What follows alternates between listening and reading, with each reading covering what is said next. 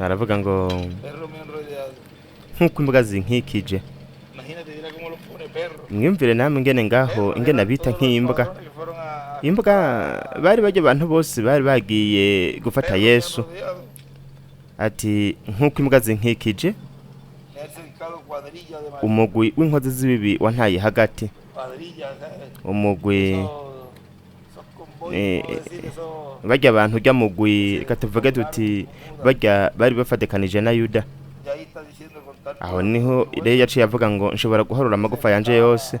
Uwo mengo Dawidi ngaho yari yonze cyane, ariko hari kubera ibyo yari yabonye. Avuga ngo abavugishwa bavugishijwe ivy'imibabaro ya Kristo iyo yategerezwa gucamwo. Kuko mwimvire hanyuma muri Zaburi ya 55 ariho twasomye ingene ngaho yashushanije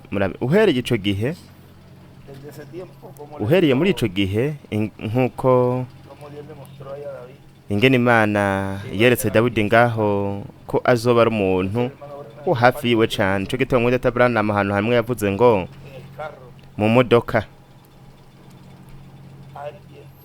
ati umuntu anyegereye cyane azonyica. Muravyibuka Sara yabivuze mu gwete aho yavuze ati umuntu anyegereye cyane azonyica. Murabe ingene no muri mwedata Abraham hashushanirijwe ivyo byose, kandi yaragiye kubavuga ivyo yavuze ngo nzotegerezwa kubavuga amazina. Murabe ingene mwedata William yashize izina rya Yuda hariya ku ruhande rw'Izaburi ya 55 yavuze ngo inshuti yanje magara uwo mu muryango w'iwacu, acandika ngo wo mu muryango wa Yuda. Ni kuvuga ngo irabandanya mu muryango mu ruvyaro aho Mesiya yaturutse, nkuko byabaye kuri Yesu. Na Sekibi yaciye aza ngaho nyene aja ngaho nyene imbere kugira ngo azibire umugambi w'Imana agerageze kubuza gushitswa. Kuko Yuda we wihweje ari ahantu mwedata Abraham yavuze ati Yuda, icifuzo ca Yuda nticari canke ca Sekibi, canke reka tuvuge ca Yuda nyene. Ni nkuko umenga karamucorotse, kuko igihe yabona ibintu bariko baravuga yavuze ati yo, ahubwo wewe ahubwo muri ico gihe kwari nko kumugerageza kugira ngo ashiraho ubwami, arabe namba ariwe tuzobirondera neza. Mwedata Abraham arabisigura, ariko igihe yamugurisha, igihe Yuda yabibona akabona ko bagiye kumubamba, yavuze ati mbega ibintu nakoze muranawe ngaho, ariko yari wo mu muryango umwe. Ico gituma yavuze ngo inshuti yanje magara wo mu muryango, aho yacandika ngo umuryango wa Yuda. Murabe ko guhishurirwa kose kw'Imana yahaye Dawidi, yamuhaye guhishurirwa kuko nta gufa na rimwe rizovunwa. Ni kuvuga yuko yarazi ko batazomuvuna amaguru. Bari bamenyereye kubikora uko nyene, yarazi yuko bataza kubikorera Mesiya, yarazi ko byose biza kuba ati nshobora guharura amagufa yanje yose. Yesu yari ameze neza, ikiziga ciwe cari kimeze neza, nta gufa na rimwe rizovunwa. Ndetse byongeye inamubwira yuko uwo mu muryango w'iwabo, nk'uwo muryango nyene hariya umuryango n'umuryango ukomoka mw'urwo ruvyaro, kuwo mw'uwo muryango nyene ari azomutanga. Mwedata Abraham nawe acaraza ngaha kuwa gatanu nawe nyene acavuga ivyo nyene, ingene muri we hashushanijwe ibintu byose, umuryango wiwe, ubuzima bwiwe, imyaka yiwe. Nico gituma namye narababwira nti mwame mugaba mwitwararika itariki y'igicu. Imyaka mwedata Abraham yari afise mbere gato, itariki igihe marayika yamwiyerekerako, itariki yo gushigwaho kwa Israeli nk'igihugu, itariki aho yavuze ngo ubu singisengera Amerika ya ruguru. Ati Amerika ya ruguru yaramaze kurenga igihe c'imbabazi. itariki y'igicu n'itariki yo kuva mu mubiri kwiwe. Uhereye mu kwa kane hanyuma mu kwindwi yaciye yongera aravuga ngo mfise imyaka 56. Ubwa mbere yavuze ngo nzogenda ku myaka 56 kuko yayishikije imbere yo mu kwa kane. Hanyuma mu kwezi kwindwi acavuga ngo hamwe n'imyaka 56 ati nsigaje gato. Mu kwa 12 yari yavuze ati kumburi niyo noheri ya nyuma nsangiye namwe. Hanyuma ibyo we yari yarabivuze mu butumwa bwitwa ngo mu baba y'inuma yera. Yari yavuze ngo unkijije niho unjanye. Ejo mwedata William nawe yarabivuze ko yavuze ngo ishengero Imana imaze kurikiza niho icirijana mu kunyakugwa. Ariko ibyo byose yabishushanije muri Dawidi ndetse no mavugishwa bose, ariko cyane cyane muri Dawidi muri ico gice, kuko Esaya yavuze ngo benshi mu nteguza ndetse no mu bateguriwe inzira, ariko Dawidi niwe byashushanije umwe cyane.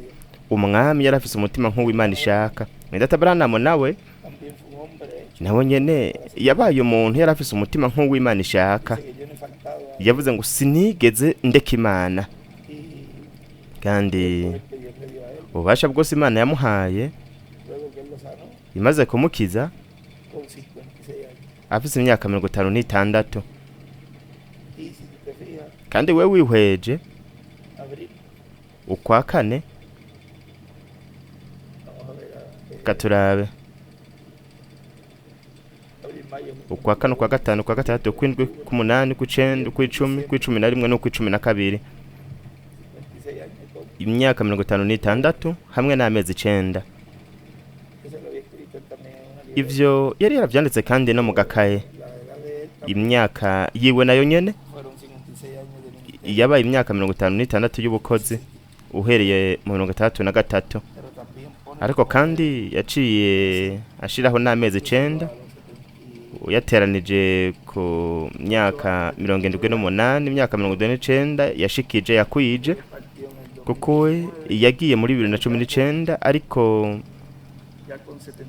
afise imyaka 78.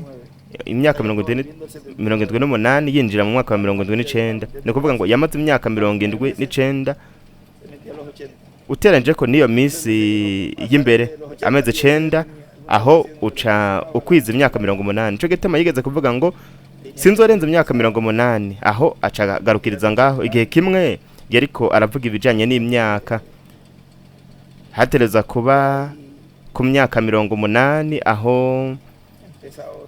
aho hari guca hatangura iyindi ntambuko mu ntangamarara yo kwinjira mu gihugu c'isezerano. Ariko imyaka 56 irakomeye cyane. Buri gihe namye mvuga ko tutoshingira ku matariki, ariko kubiboneka ubu ibintu byose biriko birerekanwa, ibintu tutari tuzi ubu turiko turabitahura. Kandi ntabwo ari ibintu turiko turatahura haciye igihe kinini, ahubwo bigishitse ubwo nyene tubibonye tuca tuvuga ati raba byose ni mu buryo bwihuta. Ni nkuko turiko turabona imbona nkubone byose tumeze nk'abariko baragenda bakurikirana. Mu gihe twari tukiri kumwe n'ubutumwa turiko turabwumva, ubutumwa bwa Gabriel, twitwararitse ibyo yavuga nka Mariya. Ku iherezo yaravuze ngo nibimbere nk'uko ijambo ryawe ribivuze. Nico gituma ari abantu bumvise ibyo, kandi ubu baremeye ibyo byose, kandi muri iryo hanga hashikirizwa ibyo yatubwiye. Ntiryabaye ishengero ritizera. Abapasiteri benshi ejo Manuel Darsa mu biro yambwiye ibyo twari twavuganye na Puerto hamwe natwe. Yambwiye ngo Benji nuko abantu abariko baragwanya ntibigeze batahura ubutumwa. Nivyo nyene twari twarabivugiye hano. Iyo abantu baza kuba baratahuye, abadatahura ntambo kino kiringo, izi mpinduka z'ikiringo, iyo baza gutahura ubutumwa neza bwamwe data William bari kuba barizeye. Ariko ivyo bisobanura yuko batigeze bizera ivyo yatuzaniye. Kubw'ivyo rero muri ayo madini bariko barakora, ntabwo hashobora kuba umwana w'isezerano, kuko batizeye ijambo ry'umumarayika mukuru Gaburiyeli. Mu ishengero mugeni ho aho ni hari, kuko ishengero mugeni ryo ryarabyizeye, ryarizeye ubutumwa marayika yarihaye. Cyo gituma ubu abatoranije barazi, barabitahura, barabibona, barabimenya, nuko bakabika ibyo bintu byose mu mutima wabo, nk'uko Mariya nawe na Yosefu babika mu mutima ibyo uwo mumarayika babwiye, kandi byarashikijwe. Benshi ntibari bazi yuko ari hagati muri bo, kandi aho hanyuma bose bibaza yuko muri ico gihe ko ariho hazoba ugushitswa ko kwimikwa k'ubwami, ariko ntihari muri ico gihe. Ariko ubuho abatoranije barazi yuko ubu ari cyo gihe cyo gushigwaho k'ubwami bwa Mesiya mu buryo busanzwe bugaragara. Byose byari ko birashitswa mu buryo bw'impwemu, ariko ubuho ugusubizwa itoto kwa Aburahamu na Sara, murabe ingene biza bigashitswa ubu. Nubu muri kino gihe niho tuzosubizwa itoto. Aya matariki yose ariko aragenda ba we wihweje uhereye mu 50, we ufashe $2002 ugakuramwa 63, ucutora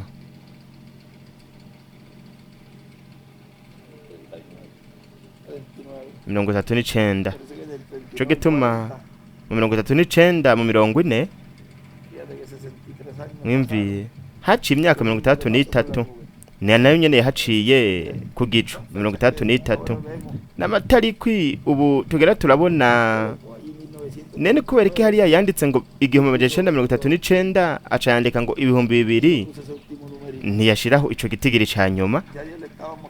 Aho Imana yari kiramwereka ko hari muri iyo tariki ngaho, hari ku iyo tariki aho ikintu kizoba kiriko kiraba mu mugambi w'Imana, ikintu gikomeye cyane. Ariko hanyuma yaciye imbere gato, kandi igihe uravyo umunsi mukuru w'inzamba no mu yindi mirongo ivuga ku kimotere ca 6 ku nzavya, ku vyago ndetse n'ivyo bintu byose yaciye yandika ngo 2002.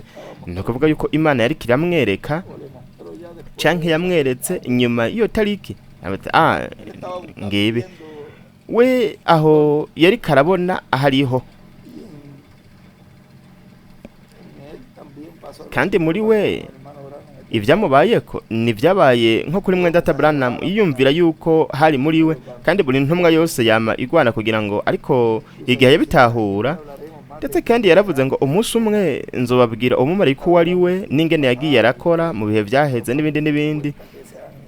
Ariko hanyuma yaratahuye yuko uwo mumarayika mukuru ko yaraje gukora nka ca gikorwa nyene nka kimwe yakora kwa Mariya. Aravuga ati rindira gato, ati bure ndabona mu buryo busobanuye neza yuko ko haje uwundi. Cyo gituma bimutanije mu kimotanire c'indwi yavuze ngo ndakwinginze nze mpereze no nkota uwundi w'umwizeye wazojana ijambo. Ni kuvuga ngo we ntazorya umunwa. Ari hano mu butumwa yabivuze ati we ntazotegerezwa, ndibaza ko nabivuze mu ntasho, ati ntazorya umunwa mu kuvuga ngo ibi ni uko bimeze. Azoza afise uku niko mwamagize, kandi ivyo azobavuze bizoshitswa, bavyizera batavyizera, reka abatoranije bo bazovyizera. Ivyo azobivuga nk'uko biri. Ni ukuvuga ngo uwo mwizigirwa, uwo azovuga ukuri, ntazorya umunwa mu kuvuga ivy'Imana izo biri kirashitsa. Namba ruko bimeze mu mugambi wayo, mu buryo Imana izo biri kirabishitsamwo, kugeza umwe umuntu ashobora kuvuga ati mbega bishoboka gute ko muri kijya gihe umusore w'umubaji hashobora gushikirizwamwo iryo sezerano. Ubona aho umuntu aravuga ati ariko nivyo muri Yesu niho byatereza kubera muri we, kuko ari wari Mesiya.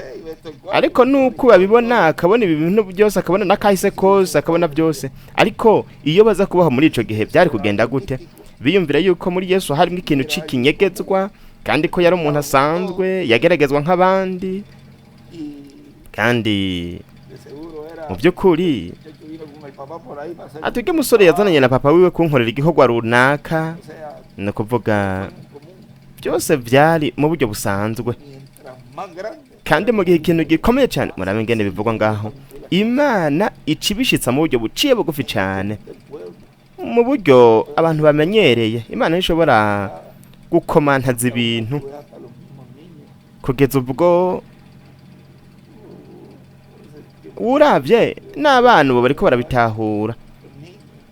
Abana bafise uguhishurwa gukomeye cyane kugeza ubwo bashobora kudutangaza, akaba ari bo ba mbere muri bo, akaba ari bo haboneka abantu ba mbere bazoragwa mwuzuro. Abavyeyi babo abapapa batabiciye n'ikanda, nico gituma ushobora kubona abana bagoma bisamarira baraba nkuku nuko bafise nta kibi bafise.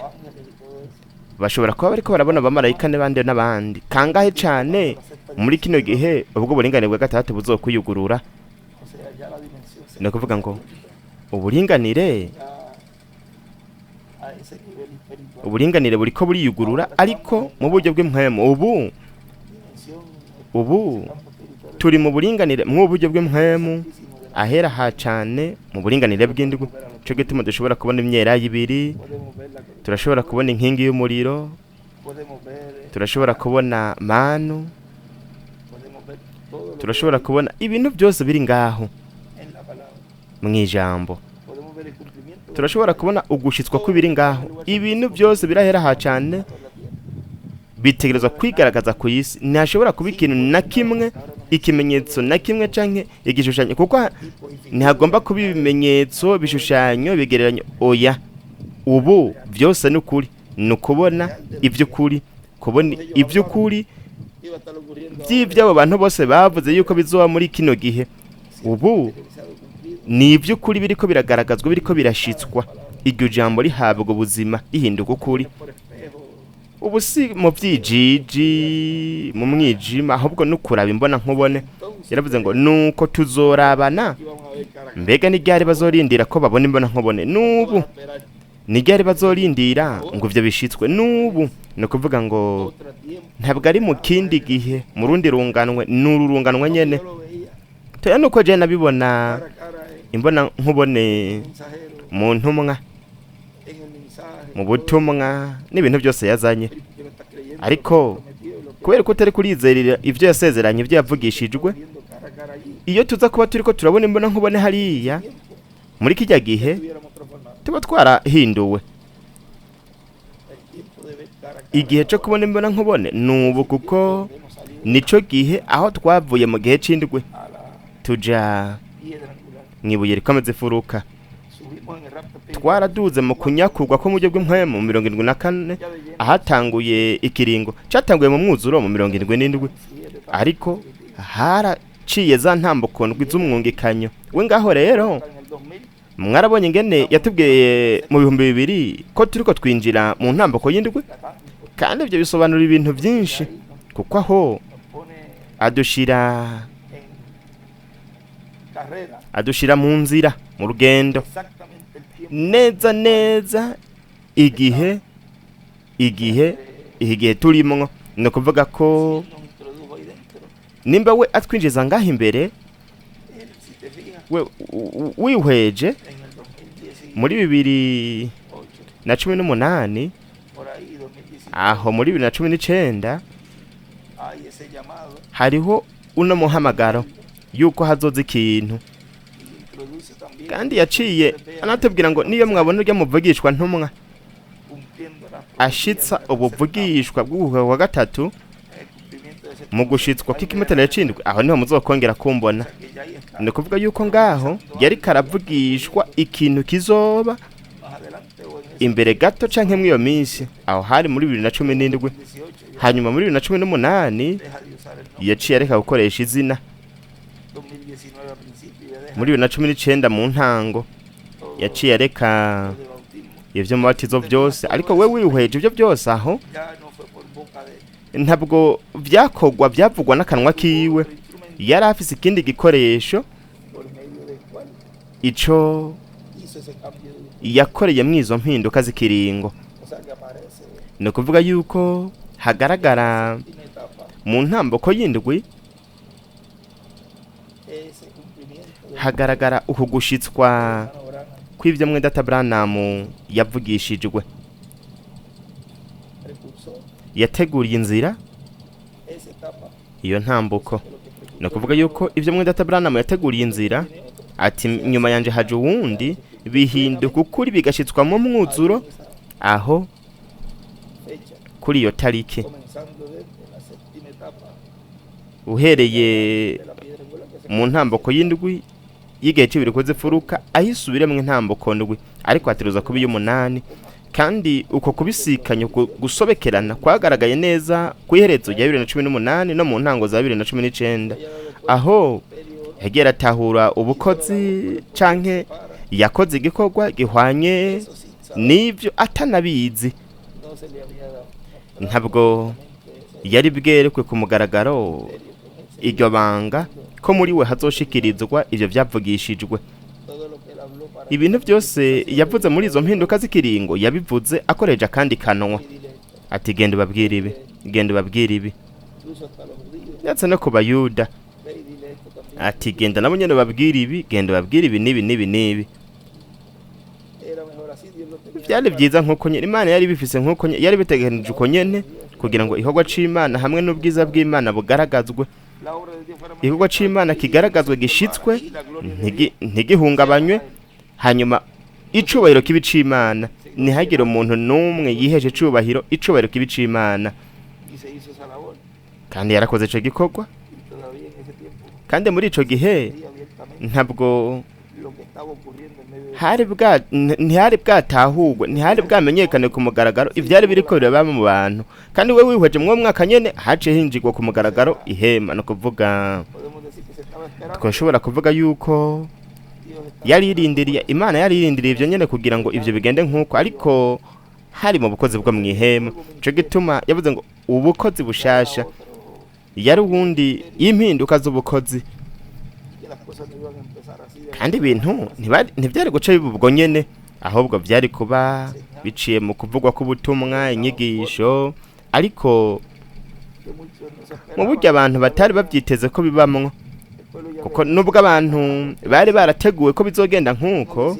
Mbega we ntiyavuze ati mwumvirize izo ntangamarara kuko zirakomeye cyane, ariko ntiyari gushobora kuvuga byose ngo abivuge ku mugaragaro, bavuga ati bizogenda nkuko nuko nuko nuko. Oya, kuko Sekibi yari guhava agerageza gukora nka bimwe yakorera umwe wo mu muryango wa Yesu. Nje gituma igihe yavuga ati ico ukora genda ugikore, benshi ngaho bararabanye bavuga bati mbega yo bari jewe, aca aramuvuga. Bo nibatahura impamvu yabwiye ivyo Yuda, hanyuma barabitahuye baravuga ati ariko yari yarabitubwiye imbona nkubone yuko azokora bimwe Dawudi yavuga ati uwo mu muryango inshuti yanje magara. Kandi ntibiyumvira yuko bizogenda nkuko mu gushitswa kwa gatatu mwiyerekwa gihema mu buryo buciye bugufi nkuko, ko hazogera igihe ubwo, kandi ko hazogera igihe ubwo aho azovuga n'amazina, kuko mwene data Branham ngaho yarabivuze.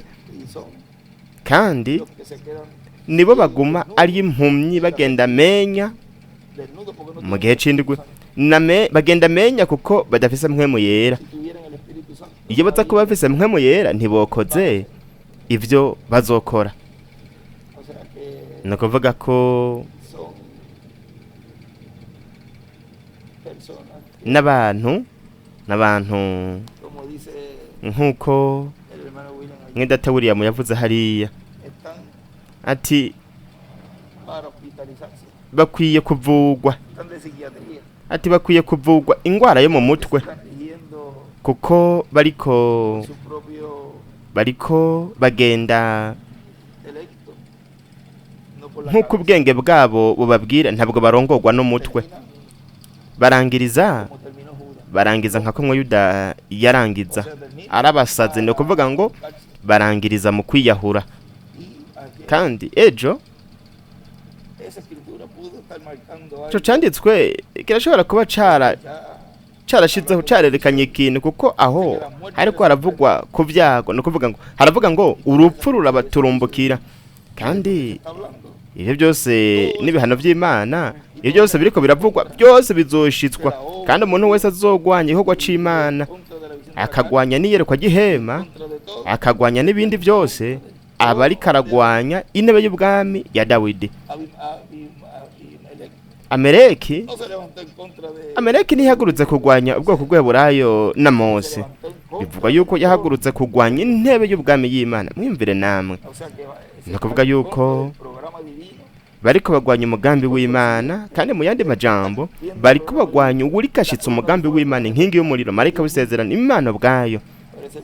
Ico gituma bivuga ngo urupfu rurabaturumbukira, havuga ngo iminsi yabo iragabanywa, iragerurwa. Ibyo bihano byose kandi namba ariko haravuga kuri ibyo bintu byose, haravuga kumigisha ku batoranijwe, ariko kandi haravuga no ku bihano by'Imana, kuko ikindi gice ico atashikije Yesu muri Yesaya 61 ubu niho gishitswa no munsi wo kwihora w'Imana yacu. No kuvuga ngo bariko bishira mu ntambuko y'akaga kuri bo, ariko nziza kuri twebwe kuko ni gihe cyo kuragwa mwuzuro guhindurwa, ariko kuri boho bariko bishira mu bintu atambabaza badashobora kuronka, ahubwo bakaronka ibyago. Abagumbiriye iki gikorwa buno bukotsi bakagumbira n'umugambi w'Imana. Mbega hariya havuga gute? Atuwakira Mose na Eliya yakira imbabazi, ariko ikindi gice canke biyumvira yuko nimba hatari imbabazi hazoca habiki ibihano. Ntabwo haba ibintu byo hagati na hagati, ntabwo haba akazuyazi, oya urakanya canke ugashuha. Aho reba bashigwa mu gice gishusha cyane, kuko bazokanya cyane ikuzimu. Ivyo nivyo birindira abo bose bariko baragwanya, nkakomwe kwa Datani, Abiramu na Kora. Haruguruye ikuzimu, isi yayuguruye, baca bamanuka ari bazima, bamanuka ikuzimu. Ubuho bazokwinjira ari bazima baje mu karo gakomeye. Nivyo birindiriye abantu bose, kandi ibintu no kubivuga nkuko biri, kuko ubu ntabwo umuntu ashobora kubivuga bihishahisha. Aba bantu bose baneguye, bakagwanya, bagatwenga, ndetse bakavyigisha nkuko yivuze, bakavyigisha n'abana babo nabo nyene kunegura. Abo bose ntihazosigara n'umuzi canke ikintu na kimwe, baba bavyeyi n'abana babo bose Imana ntabwo izokwihanganira, ntabwo izobabarira abanegurana. Kandi ibyo nivyo biriko biragaragara ko biriko birinjira mu bantu. Iminsi ya Ananiya na Safira iyo iriko irakorera mu bantu, kuko we wihweje aho niho hagaragaye, habonetse byari biri mu mitima yabo aba benshi. Rero byongeye ibyo byose biriko biraja ku mugaragaro. Bwa mbere bavuga ngo barizera, hanyuma baza kugwanya ingajya n'ababeshi. Murabingene ibyo byanditswe ingene byose bishikirizwa muri bo. Ubwa mbere bavuga ngo barizera, hanyuma baza kugwanya. Bariko bashitsa neza neza vya Ananiya na Safira n'ababeshi. No kuvuga murabingene byanditswe bishitswa mu buryo buciye bugufi, kandi ntibanazi yuko bariko bashitsa ivyo vyanditswe. Niyo hazi ivyo vyaramaze kurengana, vyaramaze gushitswa, ntibigeze babica n'ikanda. Ariko hari ikintu muri nondugwe catanguye kuguruka, guhishurwa, kandi ibintu bizogenda biraba mu mwanya wavyo. Byose ni kubw'ijambo rivuzwe, byose bizoshitswa n'ijambo rivuzwe. Kubera ko Imana yandongoye gusoma irya Zaburi, uwo mengo ntaho yari yihuriye n'icigwa. Nico kimwe n'Abanyefeso 4:30. Kandi mpwemu w'Imana yandongoye gusoma iyo Zaburi. No kuvuga ngo namba ari ubuvugishwa butegerezwa gushitswa bagahinduka ukuri, bitegerezwa gusomwa, kuko byose ni kubw'ijambo. Byanditswe ngo kandi ugiye kuraba buri gihe azorondera mu byanditswe, arondera mu mutima wa Data Branham. Ibyo yavuze hariya mwabujya butumwa bwitwa ngo ikibanza cyacu muri Kristo, ugugumbira iryo sezerano ngaho. Kandi we namba utabyibuka, genda mu nyigisho bisome. iryo sengesho yasenze ngaho nuko guhishurirwa yatanze ngaho ngo ese ishengero ese mpwemu yera yokwinjira